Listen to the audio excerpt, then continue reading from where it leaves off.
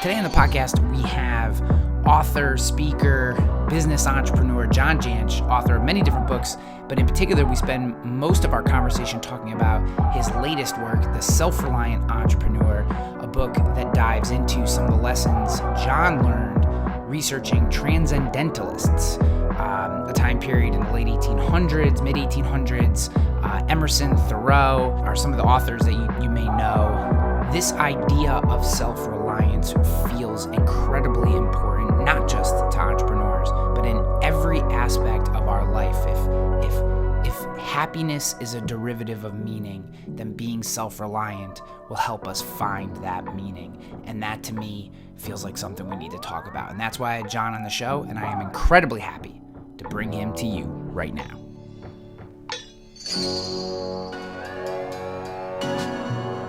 And I think a lot of entrepreneurs kind of relate to self-reliance. And so as I dug a little deeper into a lot of the literature from that time period, even stuff we were told to read in school, like the Scarlet Letter and Moby Dick and stuff like that, all the protagonists were very kind of self-reliant, do your own thing. It was almost like, the Times, all the writing and all the literature, which is actually still considered some of the best literature, in America, all had kind of a vibe to it. And I think it was very much a, trust yourself, do your own thing. You gotta be true to you, which is such great entrepreneurial advice. And so as I got deeper into, the whole, I think there's probably 70 or 80 authors that I ended up researching, there was just a consistent thread. And another thing that kind of struck me is that, I think we're, as I did some more research on this, about every fourth generation has some sort of upheaval and societal upheaval. And that was certainly one, with the Civil War. And there's some parallels, I think, culture-wise, society-wise, political-wise, where we kind of are at that same divide.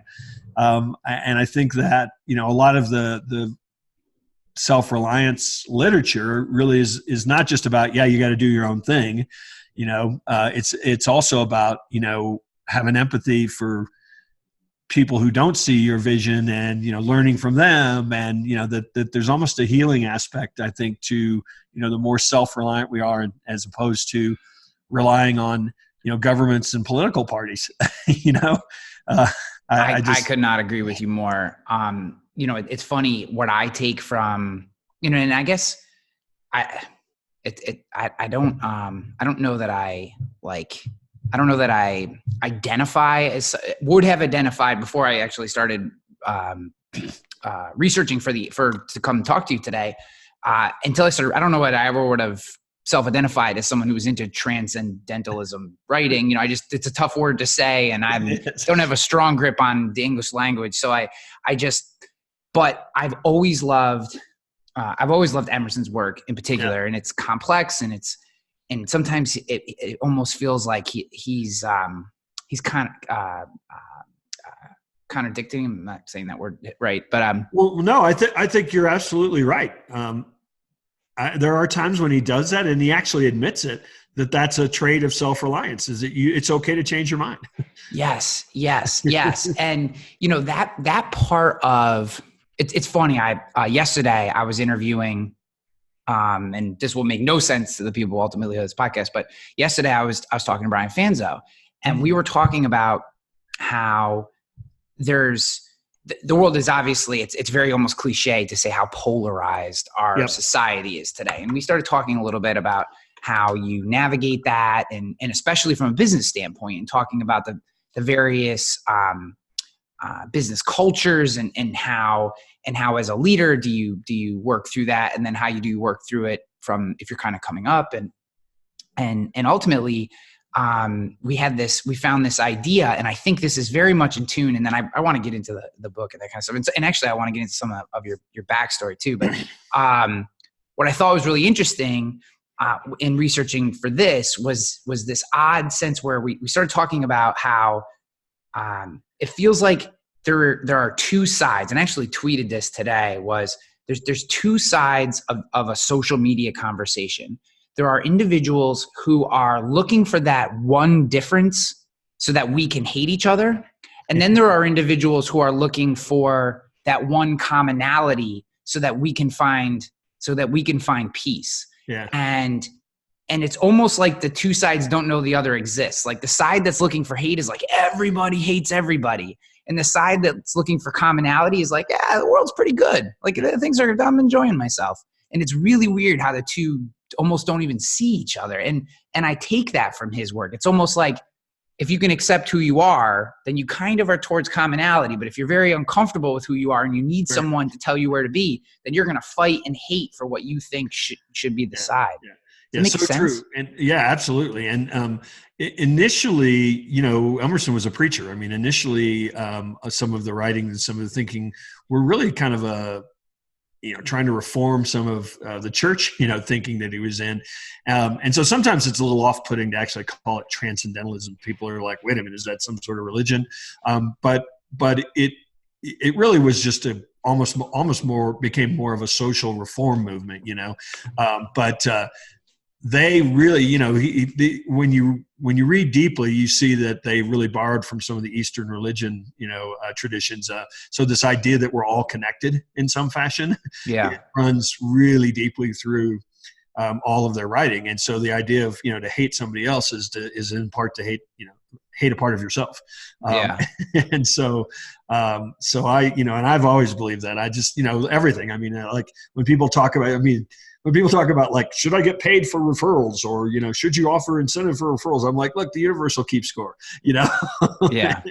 And because I think there is this giant connection without, there is a spiritual element to this book and to a lot of their writing, but you don't have, I don't think you have to go too far in your, religious or spiritual beliefs to buy into a lot of the practical nature of some of this stuff. Yeah, I completely agree with you. I actually, and you just talked about referrals, and the referral engine is one of the books that you wrote. So for those of you for those of you at home who may not be completely familiar with your work, or just are catching up, I would love just a little bit of the backstory in where I found you. I was working as an insurance salesman for my wife's family's independent agency, a small business in every way, shape, and form.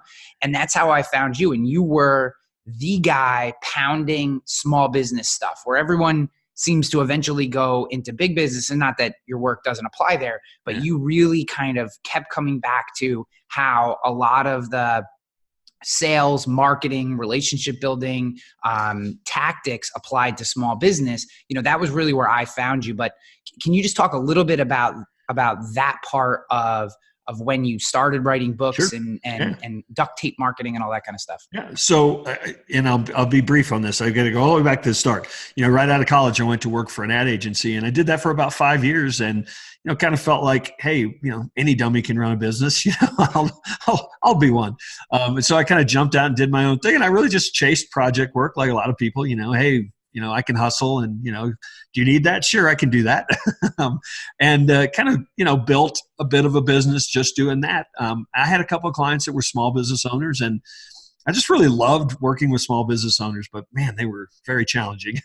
In the way that I'd been taught anyway to do it, because they had the same needs a lot of times, but certainly never the same budgets or even attention spans, frankly. And so at some point I said, well, here's what I'm going to do. If I want to work with small business owners, I'm going to create this approach where I can walk into a business owner and say, marketing is a system. Here's what I'm going to do. Here's what you're going to do. Here are the results we hope to get. And by the way, here's what it costs. And in an attempt to kind of try to solve my frustration, the light bulb went on immediately, because the first 3 people I said that to said, where do I sign?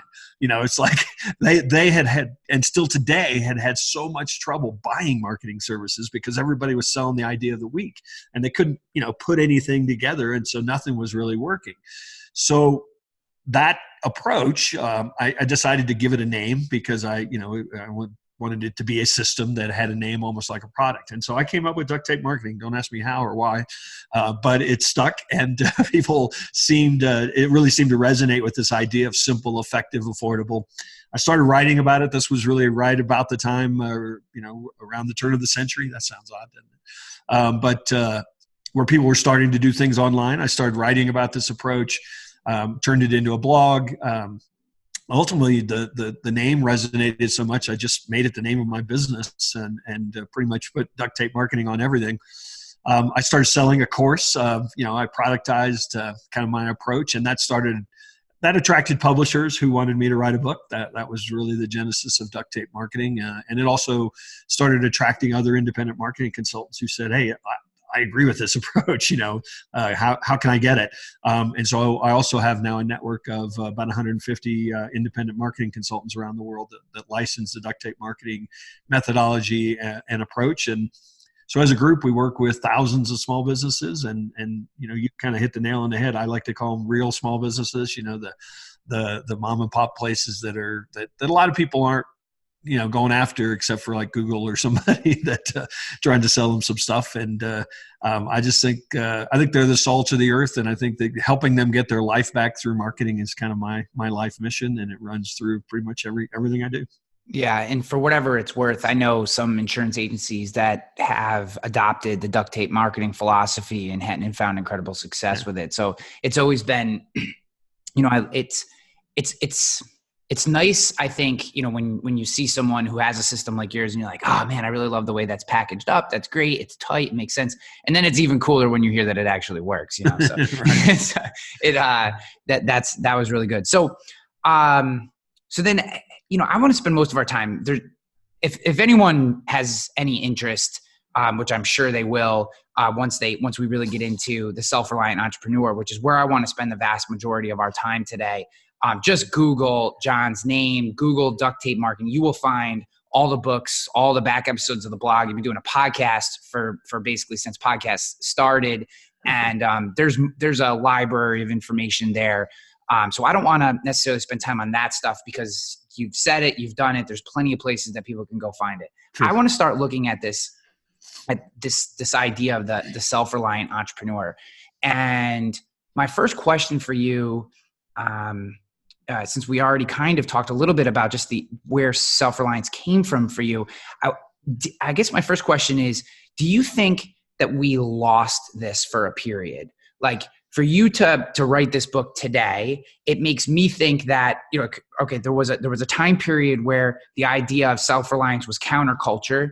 I think maybe to a certain extent, it may have rose, maybe kind of like stoicism has to a certain extent, like Ryan Holiday and Son have done. And then it had to have fallen away for it now to feel like a new concept again. And maybe, do you agree with that? And maybe what was the impetus of that? Yeah, I think you're absolutely right. It probably has fallen away to a degree. I mean, you just see it from some of the ways that, it rears its ugly head in negative ways. But I think one of the things that's interesting about the entrepreneur is I think the entrepreneur is more geared to seeking that out anyway. I mean, a lot of times we're on our own. We've got so many voices in our head, people telling us we're wrong and telling us we can't do this. And a lot of people get in their car, they go to work, they punch the clock, they come home, they eat dinner. They don't have quite as many things, telling them that they can't do, what it is they're trying to do, especially if their idea seems new and different, to people, and that, that scares people. So I think a lot of entrepreneurs have probably held on to this idea maybe more than society as a whole, I guess. And that's why I really wanted to apply it to the entrepreneur, because I think it's just, I was always amazed as I was researching a lot of this, and I'd read some passage and I go, how is that not written yesterday?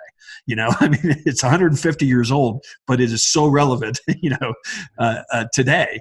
But if you want me to kind of give my take, and this is strictly an opinion, I'm not a historian by any means, but I think around 2008, 2009, we saw a societal shift that is now, kind of reared its ugly head in completion, I think.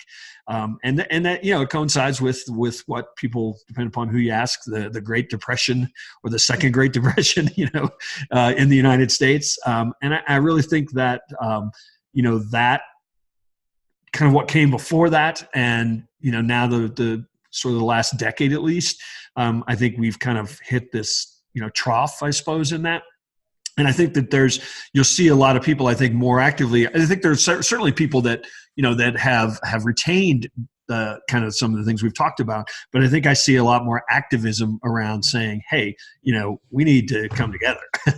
And so I feel like there's a and again, I'm sure that there are some people that have written about all the cycles in history, throughout time and what they mean and how they come and how to even predict them.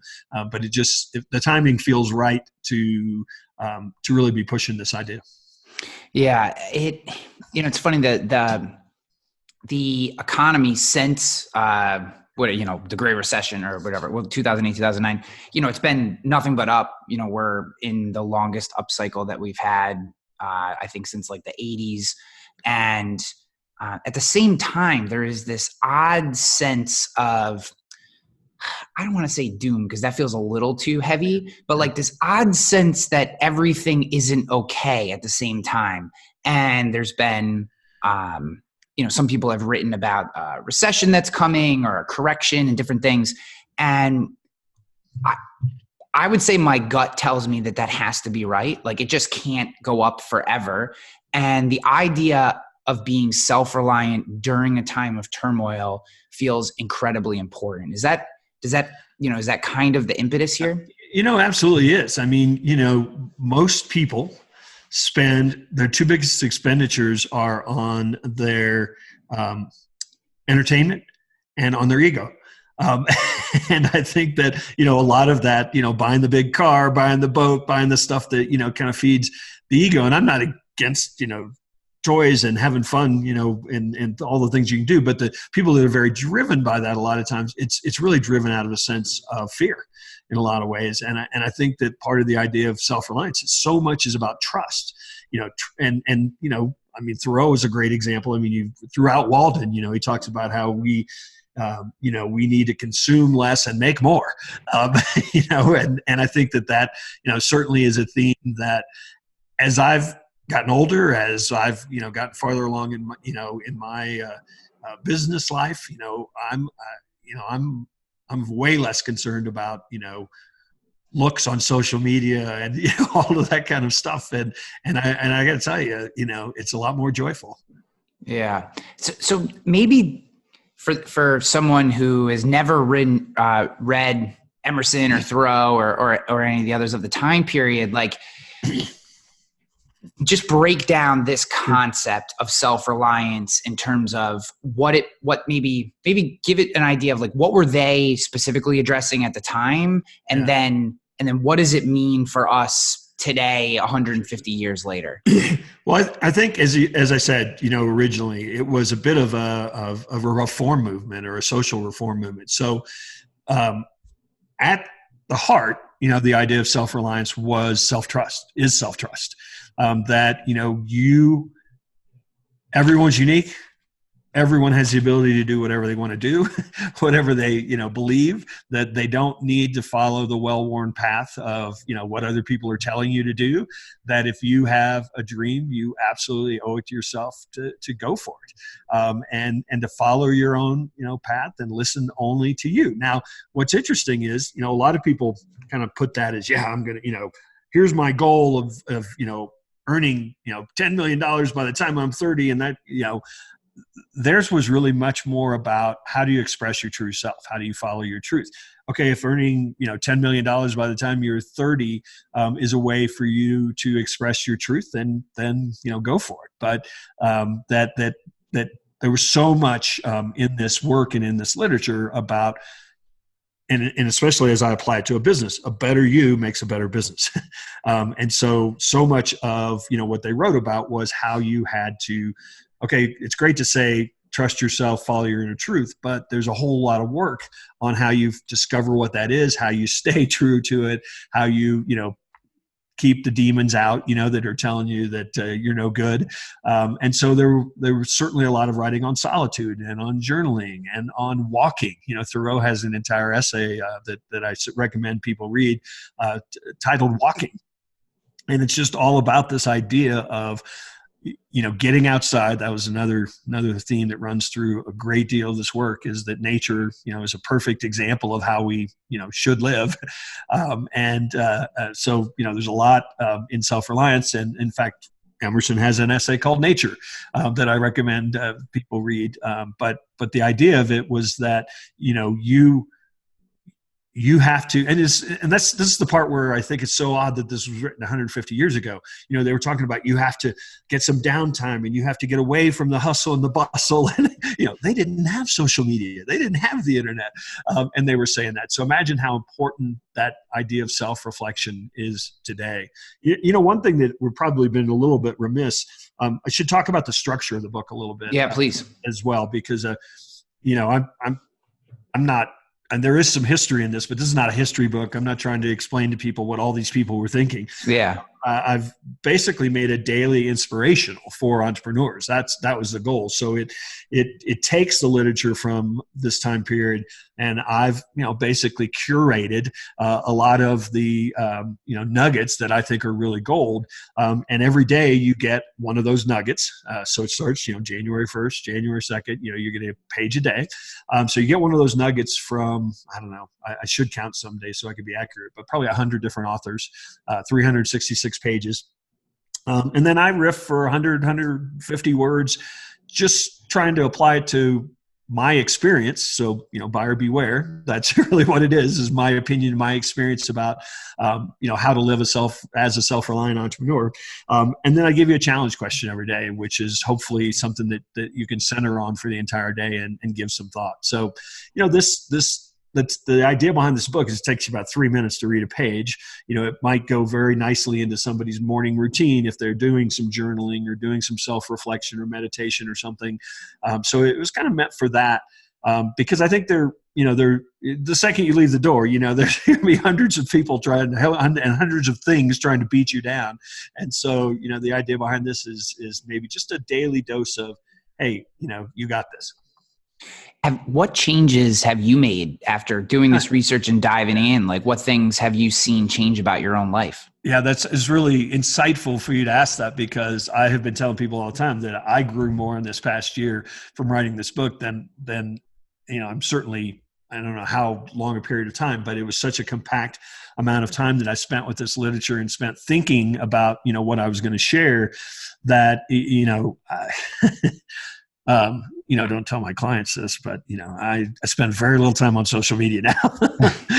That's one of the visible, you know, things, because it just, I feel like, not that I didn't have a sense of what was important, but I certainly have a much greater sense of the world's still going to be here. You know, I'm going to look for things that bring me joy and not, you know, and nothing else. And, you know, there's just no sense in dwelling in, did I get asked to that conference? Did I, you know, am I on the top 50 blah, blah, blahs of, you know, to follow on Twitter? You know, I mean, that stuff just is so unimportant. So in a lot of ways, I mean, that's probably the most sort of visible physical thing that I can identify. But I just, you know, I pick the book up now, you know, I've got the pages of it, you know, I pick the book up every day. I have it sitting by me, you know, it's not been printed yet, but, and I go back to it and you know, I feel like, and that's one of the beauties of kind of one of these daily books is you can go back, you can read through the whole thing. And then on January 1st, you know, the next year, you're a different person. And it's amazing. You've probably done this before. I mean, how many times have you read Self-Reliance? You know, I've read it a dozen times, and every time I read it, I was like, when did that get added? You know, I missed that part last time. You know, that's really powerful. And I think it's just, you know, you read these things and they hit you because you're ready for them to hit you that day. I completely agree with that. I heard, I'm going to forget who it was. It was one of the, it was either Holiday or Godin or one of these guys. And they were talking about books. Or it might have been James Altucher. He was talking about everyone wants to read books and then take a picture of them and throw it on Instagram so we have some sort of status signaling around how smart we are. And he said, instead of reading, you know, 10 okay books just so you can status signal on Instagram that you're, you know, this big reader, how about you just read the same book that is actually worthwhile 10 times, because you're probably going to get a lot more out of that. And it's funny, you asked me how many times I read it. I have this essay printed out. This is the third time I've printed it. I've read it. This is the third time that I've, and it's funny how you start to key in every time I underline, and you start to key in on different phrases and different things. And I'm completely with you on that, I feel like our perception is who we are today is who we're always going to be. And that's so far from accurate in every way.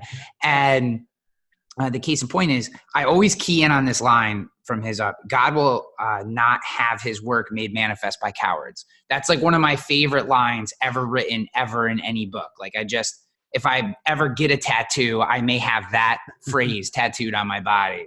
But then, the next time I read it, I can't get to, and they're both on the first page. I have tons of notes, but they're both on the first page. This idea of like, for the inmost in due time becomes the outmost. And like that line, this time I read it has been like the primer for every, the first time I read it, that idea of God will not have his work made manifest by cowards was the primer for the rest of the work. And then this time it feels like this line I can't get out of my head. And it's why what we're talking about here, the idea of self-reliance and what that actually means, I think, solitude is important. And this is where I want your feedback. Like my perception is that solitude, nature, time, quiet, mindfulness, these things are important, not so that you can be away from people, but rather so that you can understand yourself better, so that you can understand others. Like you can't understand someone else if you don't know who you are. Right. And what that time away allows you to do is start to better, like you can't get away from yourself if you're alone. Like that's all you have. It's why it's what Rogan talks about when he sticks himself in that that isolation tank for 2 hours. Like he can't get out of his own head. And, I run a startup to a certain extent. It's quasi startup, but, I have found the overwhelm of all the various things that come in. I sometimes find that I am underperforming in tasks that should be right in my wheelhouse because I have all these other inputs. And I guess something I want just from all the reading that you've done and the advice that you're now kind of pushing through and your your snippets that you're adding, like, I think a lot of people share that.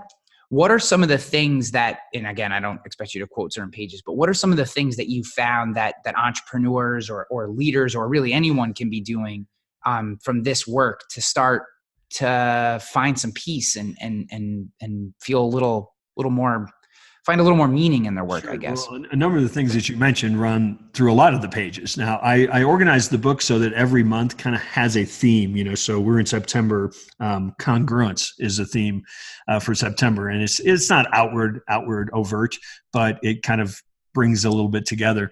And so that you mentioned a theme that runs through is mindfulness. And I mean, that's not a new idea by any means, but that it was a very, very central idea to this idea of self-reliance is that we've got to pay attention. We've got to be here.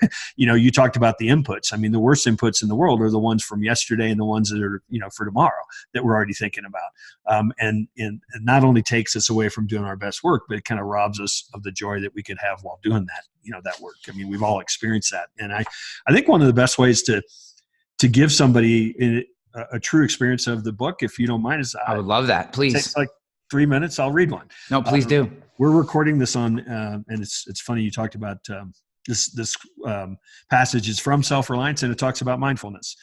So this happens to be for September 12th, which is when we're recording this. Yep. So it starts with the title, then the reading, and then my work, and then the question. So here we go. September 12th. What is time? These roses under my window make no reference to the former roses or to the better ones. They are for what they are, and they exist with God today. There is no time to them. There is simply the rose. It is perfect in every moment of its existence. Before a leaf bud has burst, its whole life acts. In the full bloom flower, there is no more. In the leafless root, there is no less. It is nature. Its nature is satisfied, and it satisfies nature in all moments alike. That's Ralph Waldo Emerson's Self-Reliance from 1841. Almost every work cited in this book at some point turns to nature for an example or a metaphor related to living in the present. So let's start off today talking about what it means to not live in the present, because that's where most of us spend a great deal of our life. Not living in the present means you open yourself to becoming a victim of the ravages of time. Here's a fun experiment for you. Google the question, does time really exist? And prepare yourself for some mind-altering reading. Using your experiences from the past and dreaming about your life or your business in the future is okay. It's necessary. But it's only when our thoughts and feelings are dictated by our past or future that we need to find a way to get rooted firmly in the immediate present.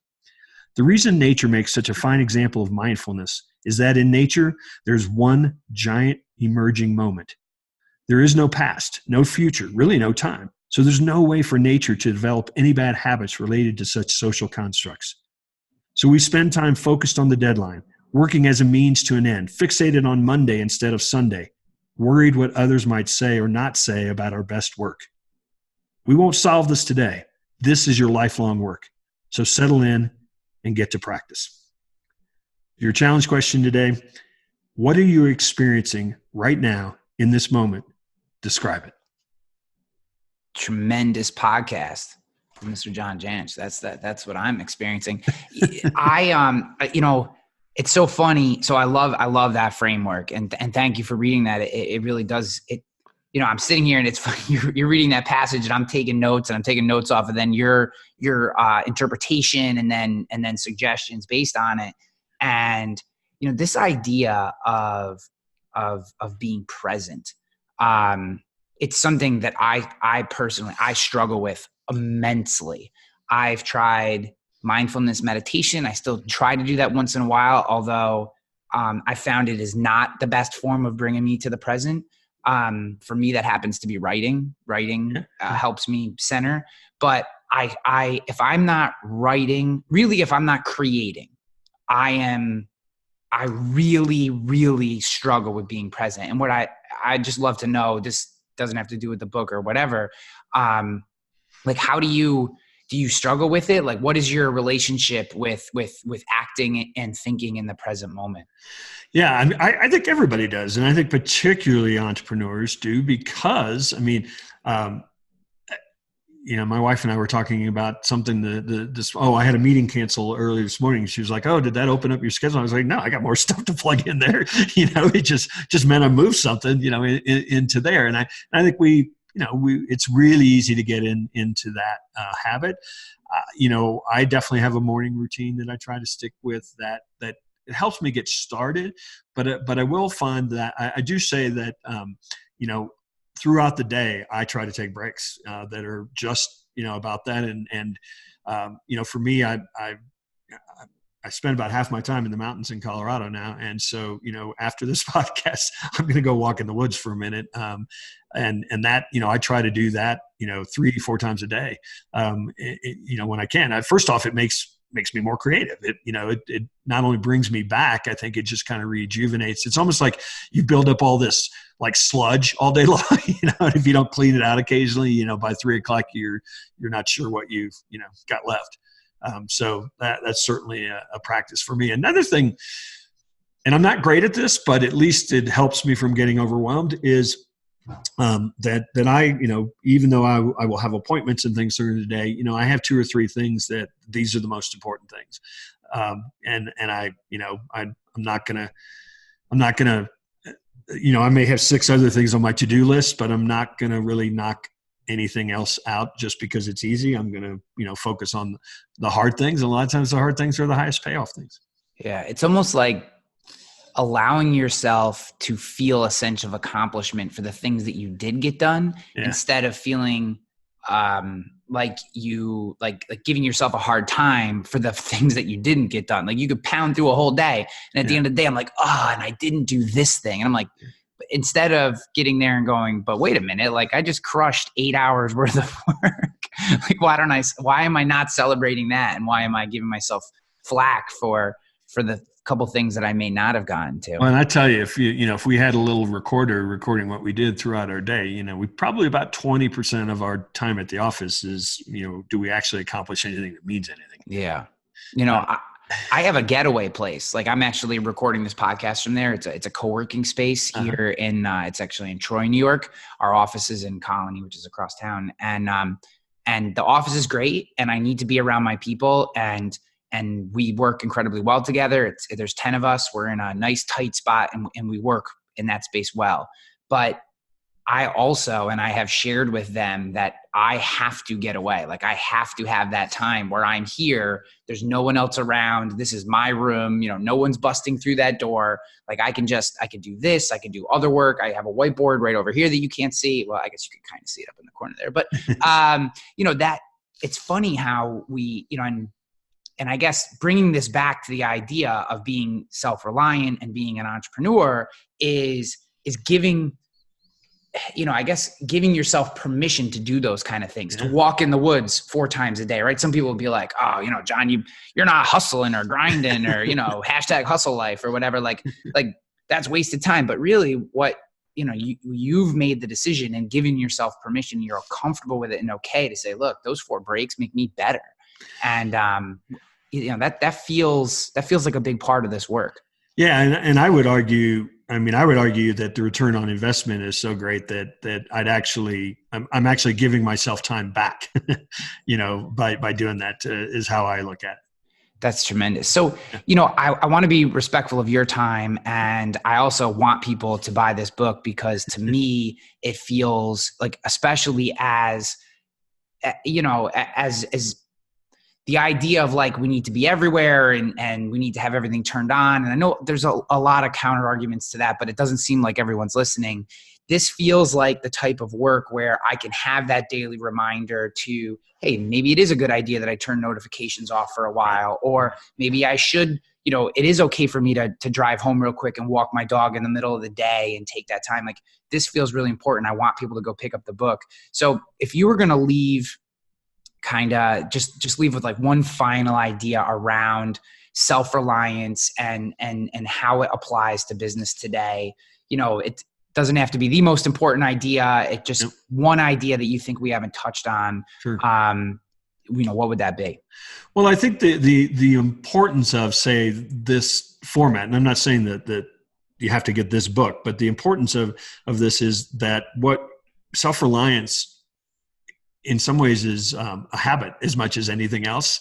And, to form a habit, you have to practice, you have to stay with it. You have to give yourself, the space to make it a daily practice. And so I think that, it's not just about becoming self-reliant. It's just, one of the themes in the book is, we're, the second we have all the answers, the second we know everything, we're going to stop growing. And so if